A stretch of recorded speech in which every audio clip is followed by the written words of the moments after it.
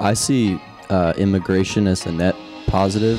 I want you to put yourself in the shoes of people who are like, We're saying they're a problem. yeah, we have too right? much, man. Yeah, right.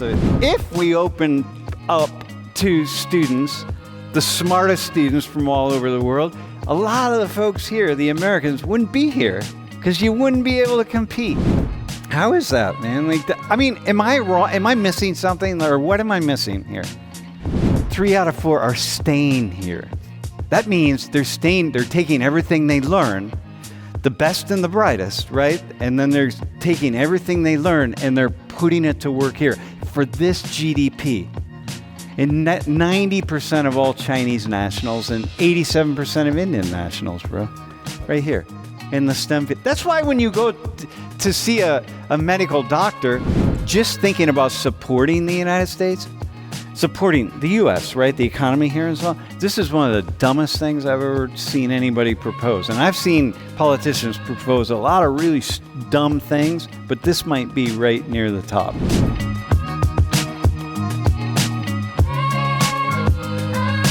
Immigration is a global phenomenon, okay? Like when you're in a place like the United States, or we're in Europe, or you're just somewhere that's experiencing a lot of just migration, we have the idea that it really only affects those particular areas, but it's a worldwide thing. And most immigrants around the world are Christians. So I just say that because, in this country anyway, we have this idea that, they're foreigners. And I just want to make a point, if I could, that for Christians, whatever you think about immigration, Jesus loves them as much as Jesus loves you, all right?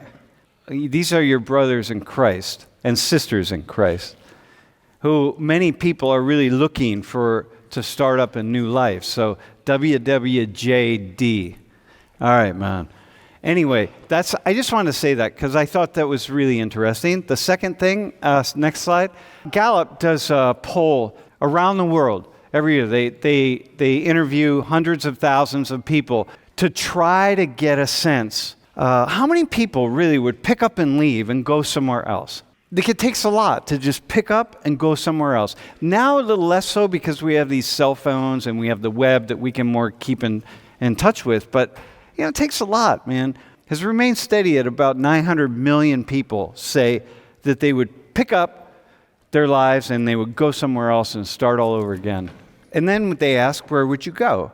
And there are a long list of countries that people would go to, because these are people all over the world, right? About 160 million of them say their first choice would be the United States. So what that means is you got 740 million of them who are saying, yeah, I want to leave, but my first choice wouldn't be the United States.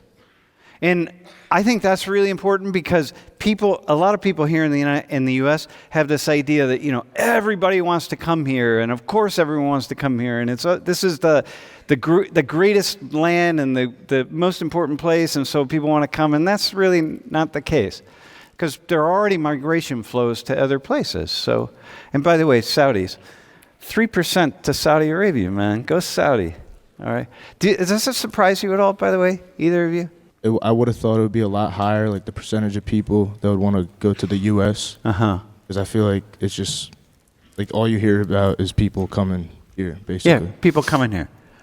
But, if you're in Australia or Germany or Saudi Arabia, you hear about the people that want to go there, You noted how year over year it stays around 900 million. I think that's a interesting figure. That's like about 1/7 of the world's population. Yeah. I'm really curious how much of that is like directly tied to class. Like how many of these people are like where they lie in their home countries, like economic hierarchy. Well, all over the place, actually. Really? Yeah. Okay. Yeah. Yeah, and these figures, they're cool to look at, but they don't really surprise me. I actually have always wanted to move to Australia, believe it or not. Yeah. And I'm the only person I've ever met who's thought that. Too many things that can kill you. Yeah, lots of creepy crawlies there, for sure. Yeah.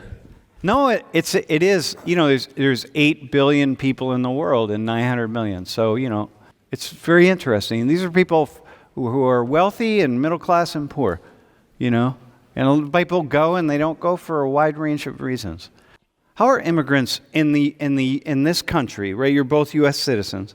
How are immigrants good for you? Living in the U.S., and I think this is the case for most countries as well, but I see immigration as a net positive. I've always been taught and have felt this as an experience that the U.S. is like a melting pot of different cultures and experiences, and I don't think it's a coincidence how the U.S. has, grown to become one of the most powerful countries in the world. I think it's because of all the shared intellect and cultural experience from people from all around the world working together. I think, when that works, it can be a beautiful thing. I also think a lot of the concern around illegal immigrants is a little unfounded because, we've already talked about this statistic in class, but illegal immigrants are, proportionally they commit less crime. They pay into things like Social Security. They don't get any benefits from the government. So I think they're a net positive, honestly. The more people that are coming to your country, I feel like that's always good. Like, you're going to have more jobs, more, like, your economy is going to be better. So things are going to grow. Yeah. Like if your birth rate drops and immigration rates drop, it's like your economy is going to start to shrink. Yeah. You see that? Yeah. Uh-huh. And also, I feel like there's a lot of immigrants that are in like important like jobs, like construction, and like without them, we just wouldn't have gotten to the size that we are today. Were your parents immigrants? Yeah. My parents immigrated here like in the 90s. My dad was like early 90s, and then my mom came like around the year 2000. And did they have their degrees? One of them did get a degree in like computers or something, but like over here it wasn't like recognized. Uh-huh. So my dad went to like a community college in New Jersey, I think. Uh-huh. And then got a second degree. yeah. Like it then started redoing the process here. And then he worked at like some big software company in the 90s. Uh-huh. And then I think both of them, my parents, they ran like a Subway and a Papa John's together, and then eventually they sold that off, and now they just have like regular jobs in like computers. Uh-huh. And how do immigrants interfere with your futures? Like, how do they get in the way? Because there's a lot of negativity about immigration and immigrants and so on. Like, how do you see them as being obstacles? Because you're here, Yeah. right? So it's not about I guess a lot of people just worry that like immigrants sometimes get like special like treatment, or like they get treated better. Mm-hmm. Like I guess with like schools like having like a certain, I don't know if they do it anymore, but like a certain percentage of people coming from like different ethnicities and stuff like that. So, all right. So somehow immigrants will get treated better. Yeah, that's So people have that idea. yeah. Have you ever seen that yourself? I feel like immigrants are just everywhere. Like they're in the high class just as much as they are in the low class. I feel like it's not any different. Mm-hmm. What comes to mind when you ask, how do immigrants get in the way of you, right? Yeah, how do they get in your way? Like, so I want you to put yourself in the shoes of people who are like, we're saying they're a problem. yeah, we have too right? much, man. Yeah, What's right.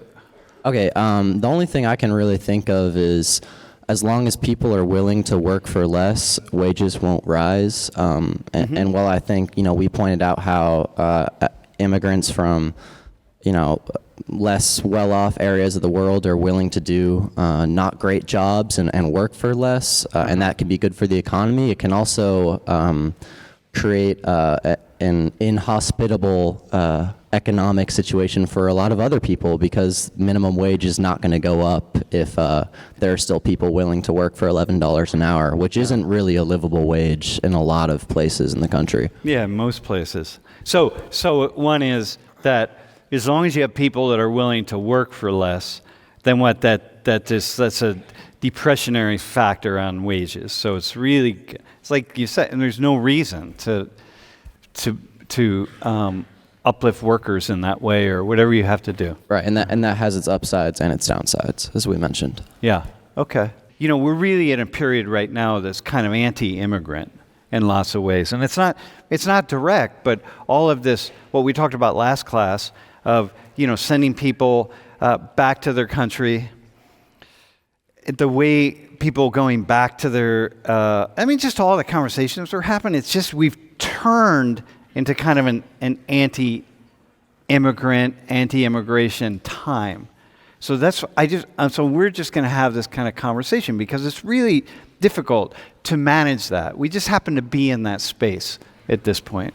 When you look at those scores there, so this is math, science, reading combined. What do you guys see in those scores? Like what stands out for you? Asian countries are wiping us down for sure. What else? What else? I mean, I'm sure the United States is at the bottom of this group. I mean, it's not at the bottom, but it's not great. It's kind of just random to me. It looks like there's a lot of like China, Singapore, all those like Oriental countries, I guess.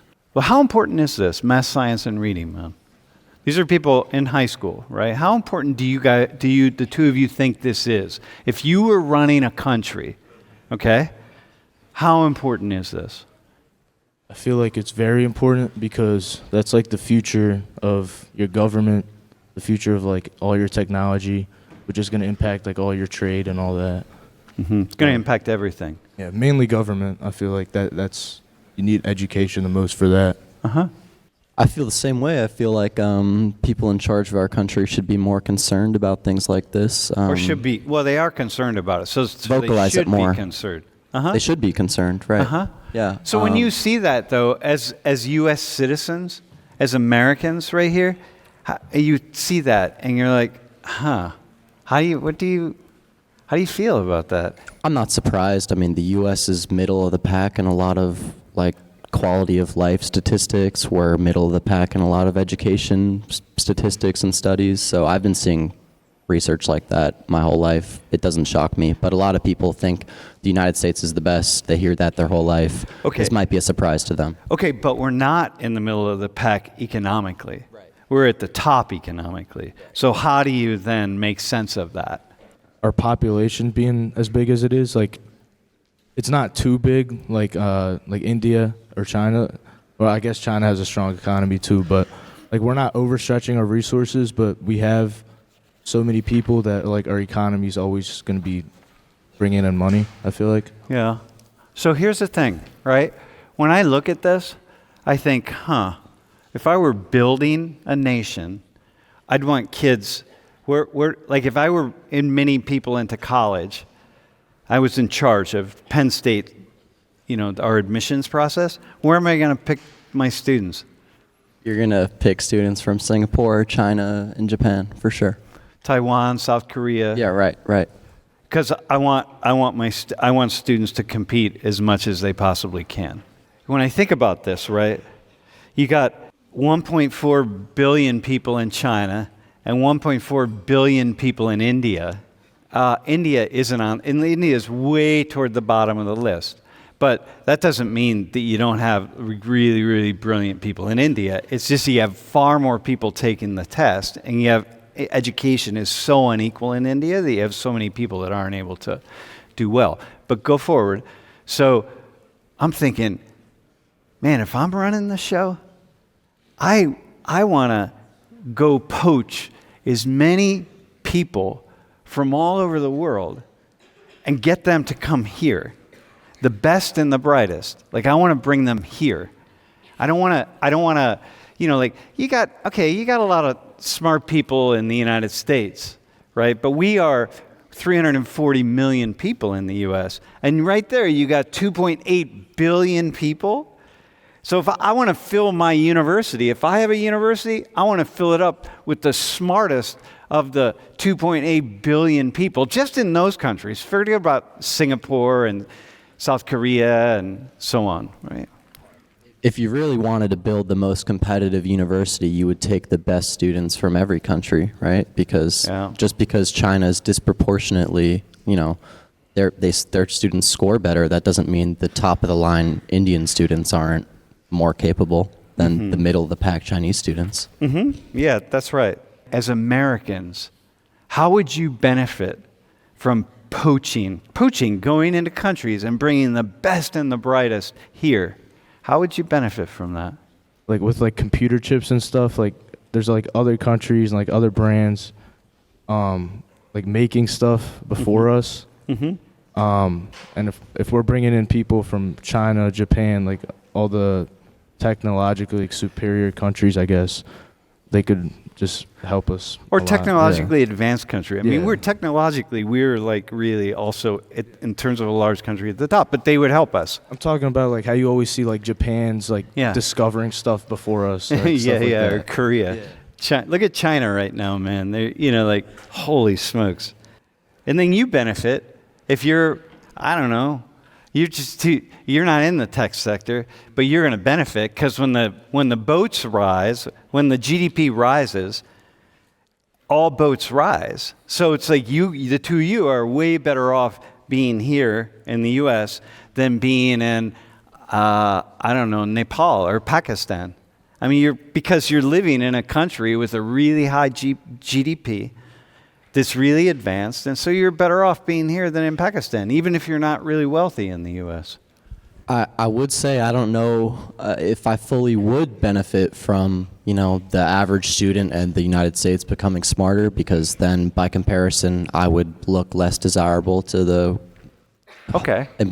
employers I'm trying to get into the workforce with, but that wouldn't make me not want immigrants regardless. All right, but listen, so what you're saying is if we do go and say, like, you know what, Penn State's like, all the universities around the U.S. are like, we got to bring in a lot more of these really the smartest kids from around the world and stop picking the average people from the United States. Because frankly speaking, when I look out over the room, and remember, I scored in the 51st percentile of the ACT, right, or whatever it is. My high school GPA was like 2.3, and my university GPA was 2.9. So I'm really actually I'm above average. I was in the 51st percentile, so I'm right, just barely made it over. But when I look out over here, I see a lot of really average people, man, who are here, who if we open up to students, the smartest students from all over the world, a lot of the folks here, the Americans, wouldn't be here because you wouldn't be able to compete. You wouldn't compete, and they would just like boot you out because they're just smarter than you are. They're hungrier than you are, and they're overall just better than you are. Better able to do this thing here. So what you're saying is, then I'd get the black boot, so to speak. So that wouldn't be good for you. I'd have to start welding. But you could make more money. Wait, what's your major? In journalism? Journalism, yeah. Dude, you'll make far more money welding. I know. What the hell? God, be a plumber, man. My plumber makes 6 figures, and you're going to be a Dude, there is no journalism world. What are you going to do? It's ChatGPT, which the Chinese now have taught us that they do much better than us. So, like, go weld, my friend. I've thought about it. It's a very appealing pastime. All right, let me show you something here. So immigrants have found that there's a huge percentage of the high-value tech companies. $2 trillion, man, in 2023. $2 trillion contributed almost 10% of the GDP in the U.S. This is this sector of us going into these other countries around the world throughout the 20th century and into the 21st century. Remember, the title of the class is Winning in the 20th Century. We've been doing this, and then look where it got us, man. These phones. Damn. The phones, the technology, it's just one thing after another has been built largely with this force of immigrants that have come here. And it's really helped to make us one of the great leaders of the world. How is that, man? Am I wrong? Am I missing something, or what am I missing here? I don't think you're missing anything. I mean, it's the tech sphere is a incredibly important part of our economy, especially after the turn of the millennia. And I'm not surprised that it's been driven by immigrants, honestly. I mean, like our phones, they would cost $10,000 plus if we couldn't use our military might to secure advantageous deals in, parts of the world that produces microchips, things like that. Yeah. Minerals. Like in the Democratic Republic of the Congo, if we didn't have Right, which no one knows about or talks about, right. By the way, there's someone who watches the stream and is constantly haranguing me for not talking about that. But, for me, I just think, when I think immigration, it's what the both of you said earlier, but what you said earlier, it's just like immigrants. This is a nation of immigrants, and they've given us that. And somehow we just I don't know that people fully understand that.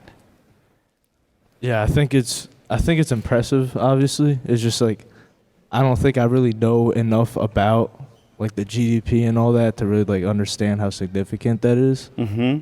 But yeah, $2 trillion is like an insane amount of money. Mm-hmm. I can't really comprehend that. Well, the GDP is the value of all goods and services produced and consumed in a nation. So it's like the U.S. We have the world's largest GDP. We're flying, man. From 2000 to 2015, about 178,000 STEM PhD graduates from U.S. universities. Okay, so this is science and technology, engineering, math. 178,000, man. And look, 77% are still living in the U.S. These are graduate programs. So these are the best and the brightest who are coming from overseas to take PhDs in the STEM field. 3 out of 4 are staying here. That means they're taking everything they learn, the best and the brightest, right? And then they're taking everything they learn and they're putting it to work here for this GDP. And 90% of all Chinese nationals and 87% of Indian nationals, bro. Right here in the STEM field. That's why when you go to see a medical doctor, you just see sing, Weaver, Smith, Singh. It's just Indian names, Rao, whatever. Dude, it's like, wait, what's your last name? My last name's Kankeshwar. Okay. I don't think I know anybody else with that last name. So all right. So probably not, right? But dude, does it strike you sometimes? Like, this is why when you go, you take math class. Sorry, how does that strike you? Go ahead. I mean, it just seems like a good deal. Even the people that leave, they're coming here and they're paying for their education most of the time, and or they're not, seems like or a good we're deal. Paying for it. They're not. Right. Sometimes they're paying for it, but we're also, In all this conversation about immigration, we miss how extremely valuable immigrants are and what they've done for the country, man. For this nation, it's incredible. It's really striking. It's Silicon Valley, man. It's Silicon Valley. It's all that. A few days ago, this Riley Moore from West Virginia introduced this bill that would immediately ban all Chinese nationals from the United States. And we assume after Chinese nationals, it'll be Indians and Saudis and God knows what, okay? So there are about 300,000 Chinese nationals studying in the United States, 2,400 at Penn State, undergrad and grad. Chinese nationals, 9 out of 10 of whom will likely stay in the U.S., okay? We've seen this from that period of time. It's going to be a little less now, actually. The best and the brightest in STEM areas, and then we're going to boot them out. Not let them come, actually. So what we're going to let them do, we're going to make them do. Now you got to stay in China, and so what we want you to do, Riley Moore, is saying, what I want you to do is, all you Chinese nationals, I want you to stay in China, get your education there, and then take all of your intellect that you develop and put it into the Chinese economy, because we're bound and determined to help the Chinese economy leapfrog over the United States. Riley is. That's essentially what Riley is saying. They would argue that, these people could be, Chinese agents spying on the U.S. or whatever rhetoric they want to use. But honestly, I think this helps China and hurts the U.S. more than anything else. So it's quite ironic to me. It's like shooting ourselves in our own foot. And it helps China in what way? mean, the less able-minded, able-bodied, advanced workers that are leaving China and using their expertise and their studies over there and then becoming doctors, scientists, researchers in China helps China more than it helps the U.S. It's just It's not like Americans are going to all jump into these. You might jump into these positions, but if you got some Chinese scholars who are far more qualified than you, they're going to just move forward in a way that's so much further than what you could move forward. And it's just going to slow everything down, man. It's kind of wild. Just thinking about supporting the United States, supporting the U.S., right, the economy here and so on, this is one of the dumbest things I've ever seen anybody propose. And I've seen politicians propose a lot of really dumb things, but this might be right near the top. Yeah. But right now, in these times of anti-immigration and so on, it gets, people will cheer. So America first. That's what they'd argue. It's America they would first. argue, and people would cheer for that. Like if Riley Moore went to a big political rally, then people listening to Riley Moore say something like this would cheer, and they really wouldn't have any idea what they're cheering about. But if they understood the nature of how things are unfolding and the way that I just showed all this information, people would have to stop and say, like, hang on, man, I'm not really sure this would be a really good idea, Riley Moore.